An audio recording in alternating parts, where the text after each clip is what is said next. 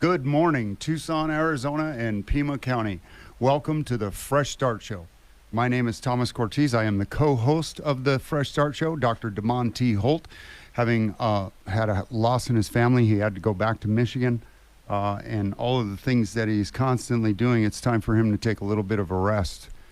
But welcome to the Fresh Start Show. This is September 14th, 2024. We are 35 days from Fresh Start Expo number 4 in Tucson, Pima County, at the Tucson Convention Center.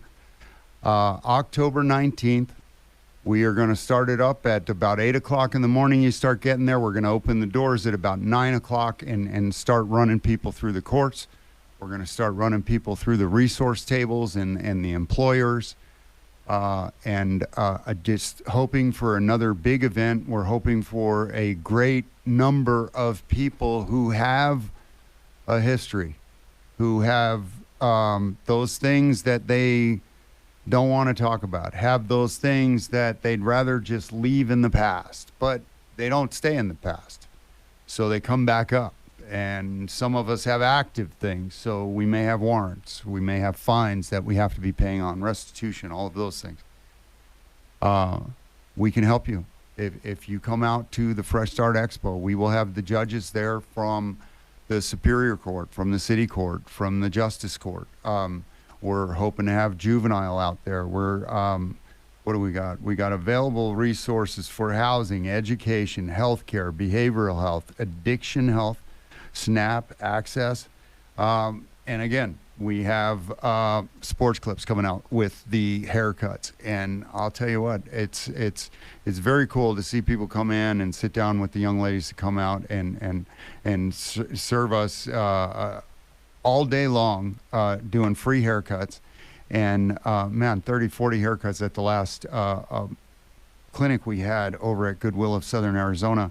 And I mean, it's always a fun atmosphere. It's and everybody's always happy, and the ladies are always pouring into the people going in there to get their hair done, and they get a free haircut, and they leave there and they go around the corner and they go and they visit with DKA, and DKA sets them up with some nice clothes, you know, and they'll give you up to like 3 sets of clothes, and you can put on some nice looking stuff, and then you go see the resources. You know, you go see the jobs, and you go see the housing, and you go see the behavioral health, and we're gonna talk a little bit more on that stuff later, because you know we continuously need to better ourselves, work toward improving our mindset, our emotional set, our spiritual set, our physical. We should be working on that all the time, you know, to stay healthy and be healthy for our families, for our friends, and be an example to those. So that's Fresh Start, October 19th, 2024, from 9 a.m. to 1 p.m. And we're going to do it. And here's the thing. November 2nd is going to be Fresh Start Phoenix. For the first time, we're going to have Fresh Start in Phoenix, and we're going to have the judges coming out in Phoenix, and they're going to be doing all the things that they're able to do down here in Pima County up there in Maricopa. So if you have action that you need handled in Maricopa County, man, come up to the Fresh Start November 2nd. It's going to be the same thing. It's from like 9 to 2, I believe, up there. They're going to stay longer. And it's going to be at Grand Canyon University. So you'll need to go on our website, freshstartinternational.org, get the information. You could either go to the Facebook page for Fresh Start International or go to the web page and click on that QR code and get registered for either event, the Pima County event, the Phoenix event. Here's the thing. The earlier you register, the more we know how to plan for the space that you're going to need and the spaces that everybody's going to need in order for us to pull off a successful event, because we've been growing year by year. So we have to accommodate for more people coming, more people who have this heart toward the returning citizens to the community. And man, it's very cool, because every time I go out to the orientation on Tuesdays at the Release Center at Star Pass, it's like every couple weeks there's like a new group there that is coming to offer what they have. We had Life Recovery Homes come out this past Tuesday, and wonderful organization. They just opened up this absolutely beautiful house. I was at the grand opening of it. And just a very structured plan for you to become a flourishing citizen. And you may say that once I get out of prison, I don't want to go back into a structured environment, because that's not what I want to do. I want to be free. I'll tell you what, we need a structured environment after we've been subjected to one for all of those years. And once you learn to structure that environment to benefit you to the greatest extent, then you're able to flourish wherever you are. So right now in the Joint, you're in their structured environment, but you also structure your day. You also structure your evening.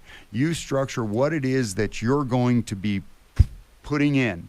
And I say it all the time on the show, the dog you feed the most is the one that's going to grow the biggest.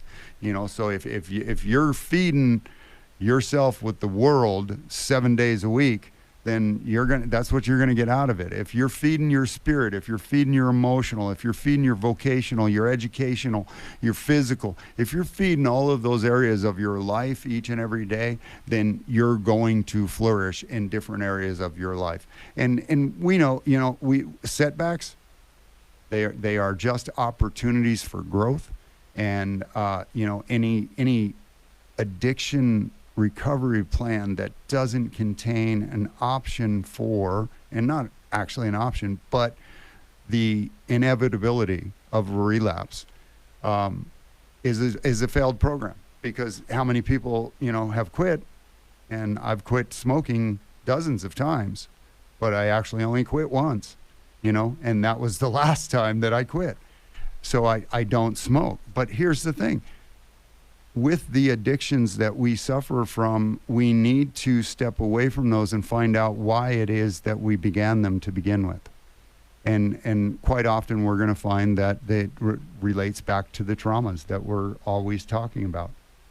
Okay, but we're going to get back to that later on in the show. I wanted to bring some numbers. I wanted to talk about the election, which is 45 days away till November 5th, which is the election day for the general election, presidential, and all sorts of citywide stuff. There's like 15 proposals. We talked about it last week on the show with our guests from the League of Women Voters, Emily Bridson and Linda McCabe, came on the show and shared with us all about how to register, the new rules that you need in order for voting and that type of thing.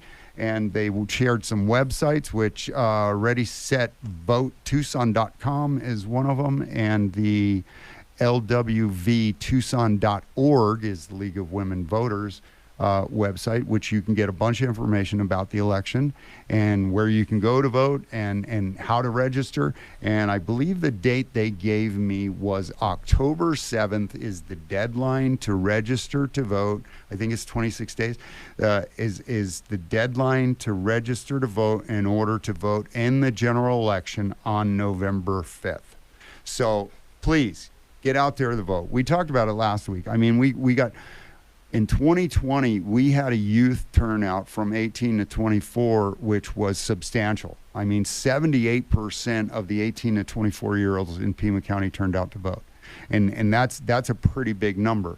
And they had a great many of the 18 to 24-year-olds that were actually registered to vote. Right now, they're saying that there's only like 18% of the 18 to 24-year-olds registered to vote. So you guys need to get out there, become part of the process, and make good decisions for everybody else and yourselves, and join us in getting out there to vote and having your voice heard and letting politicians know that there's a bigger number of people that care than don't.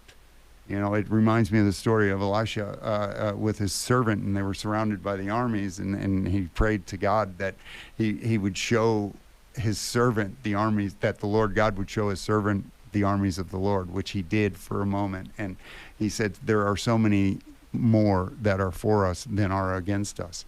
And we have a tendency to think negatively first, so we reach for the thing that is going to be less than. And why shouldn't we reach for the thing that should be more?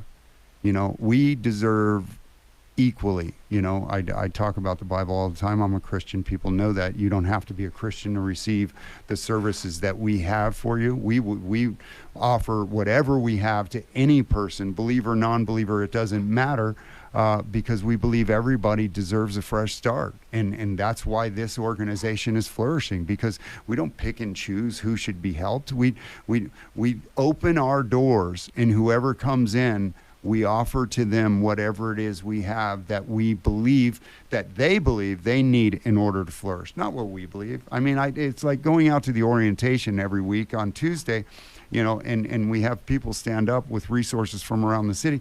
Well, you guys need to do this, and you guys need this. And you know what? We don't know what anybody needs when they walk out of that place and they go to the release center. We don't know what it is. You know, we know there's a number of things that we do need. Okay, but I can't tell you exactly what it is that you need when you walk out of there.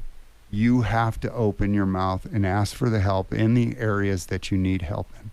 And I mean, we're huge on the trauma and the issues of trauma. And I'm repeatedly talking about just the trauma of being sent to prison, just the trauma of going to jail. And let's say you don't get bail, and you've got to sit in there until you go to your trial. So, and you're a person that's never been in trouble before, and this is life-changing. This is life-altering. And you're going through something, and you're going through something every day. And then you start to find out that, you know what, where you had dominion in your life, you no longer have that. Where you had control in your life, you no longer have that because somebody else does. And in and of itself, that's a form of trauma. And then you're thinking about, how long is this going to last? You know, and I'm looking at 5 to 15, I'm looking at 10 to 20. You know, how long is this going to last where I cannot, it doesn't have to last for a moment, because you still are in control of everything, all of your faculties, all of the opportunities that are in your future. And don't think just because you're in the county jail looking at something that may take years to resolve because of the consequences, that your life is over, because it's not. Every individual that goes in that place, except for a very small percentage, is going to come out of that place. And what we have to offer people before they go in, when they go in, and when they come out, is whether or not they're going to be successful or not. Me, myself, I came out not having all of these opportunities that now exist 7 years after my release. But one of the reasons we have these things is because I did with my release what I was called to do: help others with their release. Help others navigate being free. Help others navigate not living in a box anymore, not living in a dorm anymore, being back in a free society that you don't even recognize, because you know what? 10 years ago, the trees were up to your waist, and now they're well over your head. And you're looking at things and everything looks different. And it does. And it is, because everything changes. And you changed too while you were in there. Hopefully you changed for the better. Hopefully you didn't go in there and just learn to be a better criminal, you know, because then what happens? You go back. And what was it? In June, over 250 individuals who were on parole in the state of Arizona chose to go back to prison. They violated their parole and went back to prison. And on average, it's over 200 a month that are choosing to go back and not fulfill the obligations of their parole. And I'm telling you, parole does not want to send people back to prison. They are trying to get you the resources you need. They're trying to get you jobs. They have an Arizona at work in the release facility. They have opportunities and resources at the PCRR out at Wilmont Road, the ADCRR, Arizona Department of Corrections Release and Rehabilitation Center, that they have resources out there that you can start accessing prior to your release. If you come out here with nothing, it's because you did nothing. So there are opportunities for you to start the RSS program, the RSAT program. You know, I got my buddy Luke Kerner, who I've talked about all the time. You should go to his Facebook blog. It's absolutely outstanding. He writes in there, Luke Kerner, and it's Koerner on Facebook. It's really good. This dude was given a natural life sentence, and he's about 25 years in now. He was given a natural life sentence for a crime that he didn't commit. And the guy that did the murder is actually already out of prison. And the person that planned it got out 20 years ago. And he is still in there. And he was in the RSAT program. He's an RSS. And just trying to help others navigate their release when in his future there's no hope of a release. I mean, we hope that we are going to be able to get him some action somewhere down the road with Second Chance or something like that.